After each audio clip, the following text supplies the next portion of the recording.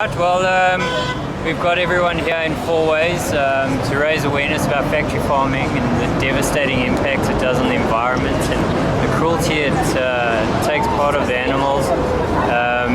And we do what we can. We need people to know what's going on. You know, it's kept quite a secret. And if we can just raise awareness on this issue, I mean, that's what we're looking for.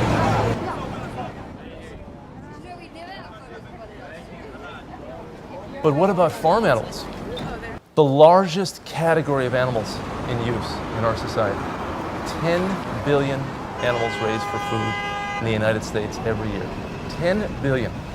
More animals go through slaughterhouse lines every year in the United States than there are people on the planet. I mean, we need to understand a basic framework when we're talking about animals. That they think, that they feel, that they make choices, that they want to live just as much as we want to live, that they want to avoid pain and suffering just as much as each one of us does. But it's really about our choices. Because in the relationship between us and animals, we hold all the cards. We have all the power. We are the lords of the animals. We make life and death decisions in our society without even casually thinking about it sometimes. The little actions that we take have such consequences for these creatures. You know, this is a barren battery cage. 280 million laying hens in the United States, and 95% of them are in these barren battery cages. 6 or 8 birds jammed into a cage. Each bird, under the industry standard, has 67 square inches of space. Now, this is an 8.5 by 11 piece of paper.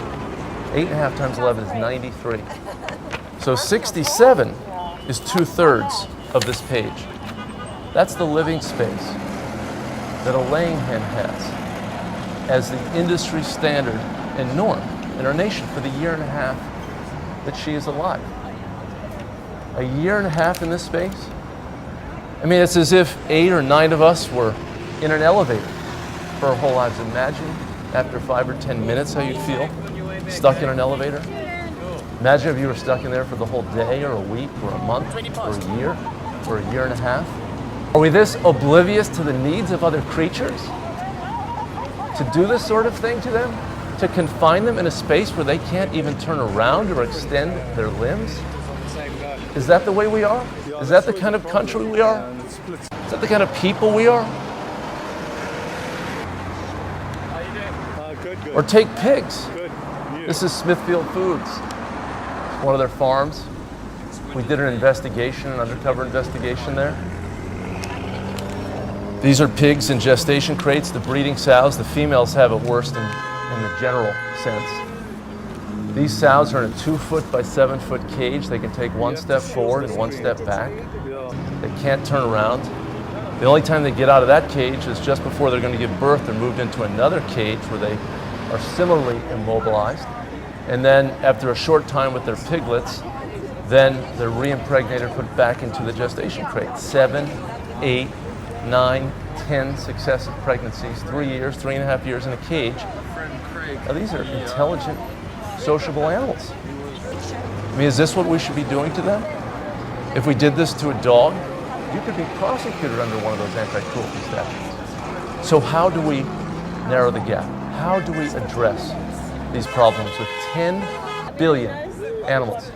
So many of them caught up in this industrial food production system, where the animals are no longer animals. They have been turned into meat, milk, and egg producing machines. They've been genetically manipulated to exaggerate certain body parts. They've been moved from outdoor settings where they could feel sunlight on their backs and soil beneath their feet, where they could amble around, where they could interact with others of their kind, and they could have a decent life. Yes, they're going to have at least one bad day when they go to slaughter, but the rest of their life does not need to be one of misery and privation. We have no better opportunity to put them to work in our daily lives with the food choices that confront us every single day. We've got to eat with conscience, wherever we are on the spectrum, whether we're a vegan or a vegetarian, or we're an inveterate carnivore. We can all make choices that have better consequences for animals. The sow crates. The sow crates. I have no words with the sow crates. It's just unbelievable. First of all, a sow is impregnated artificially, basically raped. How many times, and then forced into a tiny little cage until she has her babies, and then they're probably taken away from her. I don't quite know what happens there.